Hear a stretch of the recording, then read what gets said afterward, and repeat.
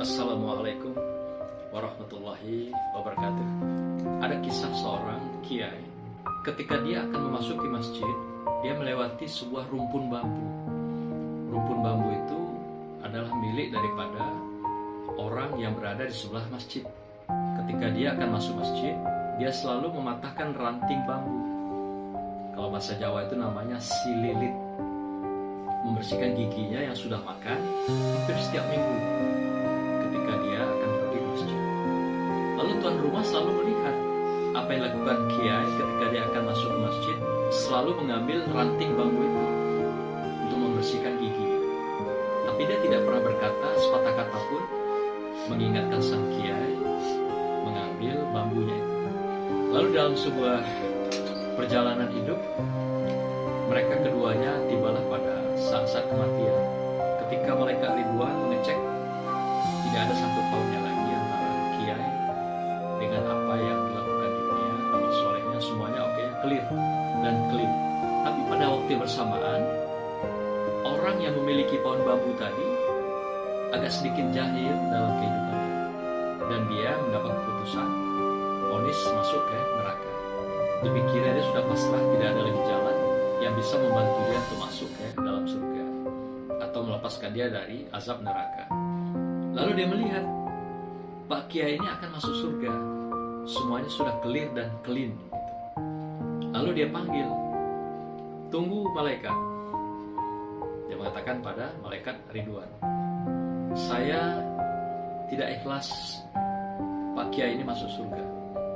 Loh, emangnya ada apa? Apa yang terjadi dengan dirimu dan Pak Kiai?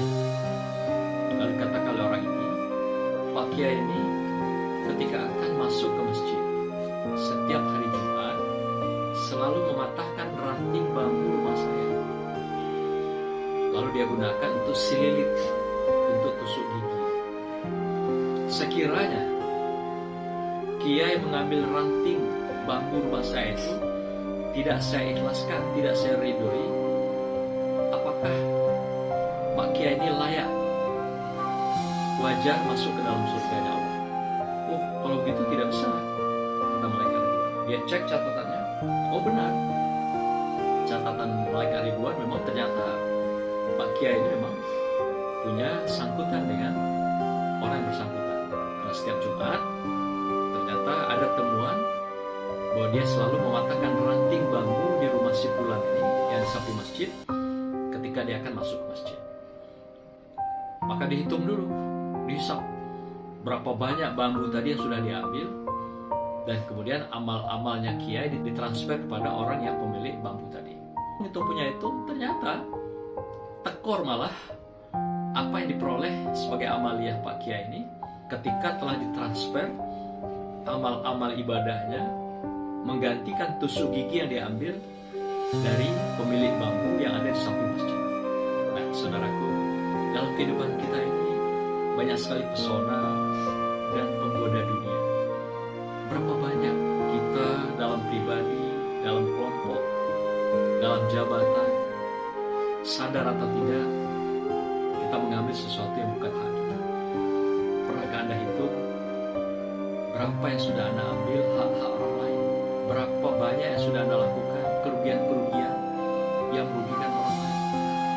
Berapa banyak Anda melakukan pencitraan terhadap orang lain yang merasa dizalimi, merasa disakiti, merasa dikecewakan, merasa dihianati?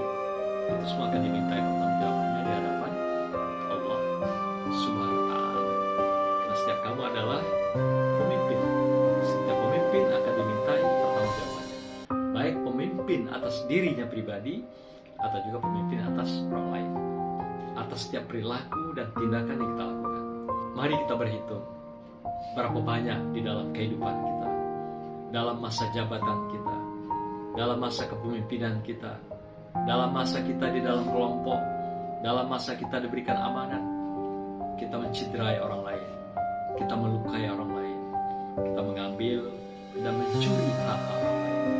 Bayangkan hanya sebuah tusuk gigi, amal ibadah sang kiai transfer totalitas kepada si pemilik bambu, sehingga apa yang diamalkan oleh kiai minus dalam kehidupannya, dia justru kehilangan amal-amal kebaikannya tatkala dihitung hanya dengan sebuah sililit atau tusuk gigi. Barakallah, semoga menginspirasi kita semua. Wassalamualaikum warahmatullahi wabarakatuh.